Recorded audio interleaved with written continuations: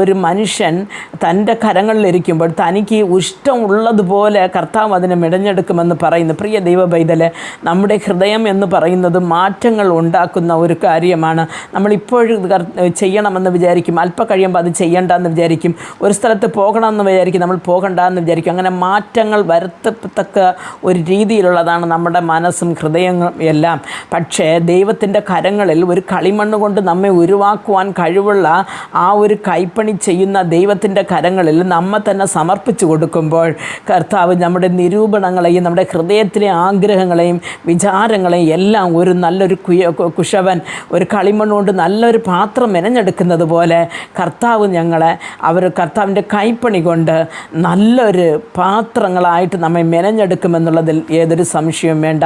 ആയതുകൊണ്ട് പ്രിയ ദൈവ പൈതലെ, നിങ്ങൾ ഇരിക്കുന്ന ആ ഒരു നിലയിലിരുന്നു കൊണ്ട് നിങ്ങളെ തന്നെ കർത്താവിന് സമർപ്പിച്ച് അങ്ങയ്ക്ക് വേണ്ടി